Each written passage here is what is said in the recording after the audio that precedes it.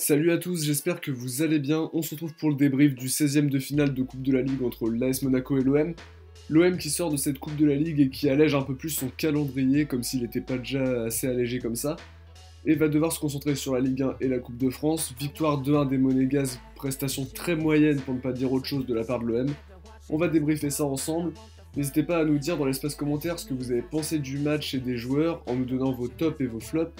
N'hésitez pas à vous abonner à la chaîne et à nous suivre sur nos différents réseaux sociaux pour ne rien louper de nos vidéos. Et à mettre un petit like si notre contenu vous plaît, ça aide beaucoup la chaîne dans son développement. Avant d'entrer dans le vif du sujet, on va revenir sur la compo de Villas-Boas. Plus de 4-3-3, mais maintenant un 4-4-2 pour ce match. Mandanda au but, pas de Pelé. Sakai à droite, Amavi à gauche qui retrouve sa place. Camara, Chaetatsar en charnière. Un milieu à deux avec Strootman et Sanson. Sur les ailes, Sarr à droite et Payet à gauche étaient chargés d'alimenter le duo Germain-Ake placé sur le devant de l'attaque. Dans les faits, c'était plutôt un 3-5-2 avec Amavi et Bounassar en piston, puis on est passé en 4-3-3 après la pause puisqu'on était déjà mené de 2 buts. Match assez bridé au final, malgré un bon début de match de l'OM avec un pressing très intéressant. La blessure de Fabregas va tout changer, il est remplacé par Golovin, ça va tout changer dans l'animation offensive monégasque. Un laxisme défensif du côté de l'OM qui permettra à Augustin d'ouvrir le score, puis un but en 2 temps inscrit par Aguilar. L'OM qui paye toujours cash ses erreurs défensives et ça devient inquiétant. Au milieu, Monaco s'est baladé contre un Sanson trop esselé et un Strootman trop lent. Golovin a fait très mal comme je l'avais prédit. Marseille qui n'a pas cadré le moindre tiers du match malgré quelques occasions franches.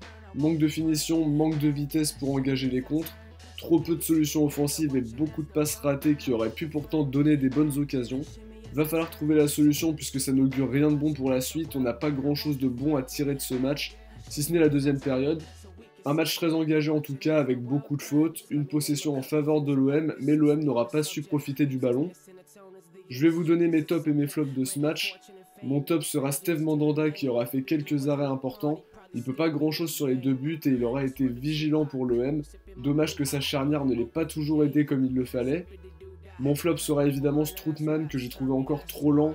Il n'arrive pas à montrer le visage qu'il avait à la Roma où il était capable de donner de bons ballons qui accéléraient le jeu, de bonifier les ballons qu'il avait. Il a tendance plutôt à ralentir le jeu, très en difficulté en milieu relayeur. Il est bien mieux en 6 finalement, même si c'est pas son poste de base. Pour les notes, elles sont pas glorieuses, vous vous en doutez, tellement je suis déçu à nouveau de la prestation de l'OM ce soir. Je vais relever surtout la prestation encore importante de Mandanda, qui évite le naufrage, qui évite un score plus large. Sakai qui a bien redressé la barre après un match compliqué contre Paris, plusieurs interventions défensives importantes. Amavi qui fait un match correct avec de bonnes interventions et un bon centre qui aurait pu donner quelque chose. Il s'est rendu disponible en tout cas dans ce rôle de piston. La charnière centrale très compliquée, Camara et Douillet ont été trop laxistes sur les 2 buts. On dirait qu'ils ont peur d'attaquer le ballon. Pour le Croate, il se fait souvent prendre au physique, alors que son gabarit clairement devrait laisser supposer le contraire. Meilleure fin de match pour Camara qui s'est montré vigilant et qui a bien sorti les ballons. Pareil pour le Croate qui a pris enfin des ballons de la tête. Au milieu, la lenteur de Strootman et un Sanson trop isolé qui a pourtant essayé de couvrir le milieu quasiment à lui tout seul.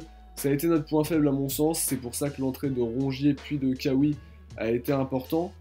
Sarr a réalisé un match médiocre à mon sens, incapable d'éliminer son vis-à-vis, des centres trop imprécis. Payet lui a apporté du rythme, il a été juste techniquement mais a perdu certains ballons importants. Pour les coups de pied arrêtés, je le trouve encore trop juste, c'était pourtant son point fort avant. Il a dû jouer trop proche d'abord de ses milieux pour combler le manque justement au milieu quand Strootman et Sanson n'y arrivaient pas.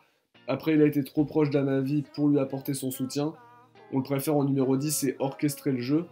Son but attribué à Lecomte finalement fait du bien et aurait pu faire basculer la rencontre si l'OM était réussi à revenir au score justement. Pour Germain, match compliqué sans réel impact. Et du côté de Marley Ake, il a libéré des espaces avec pas mal d'appels qui ont été très intéressants dans le dos de la défense. Il se procure une très belle occasion qu'il a trop croisée, mais ça laisse présager que du bon.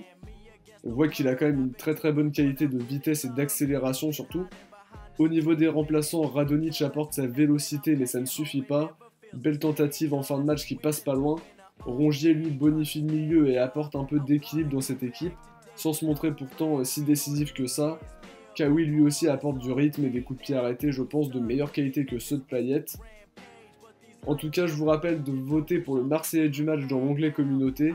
Pour mon dernier sondage, c'était pour le match contre Strasbourg. Vous aviez élu Boubacar Kamara Marseillais du match avec 48% des voix. Derrière, Benedetto est en deuxième place avec 27% et Lopez complète le podium avec 11%. N'oubliez pas de voter dans l'onglet communauté. C'est déjà la fin de cette vidéo, merci beaucoup de l'avoir visionnée. On se retrouve bientôt pour le débrief du match contre le LOSC ce week-end. Ciao, portez-vous bien et surtout allez l'OM.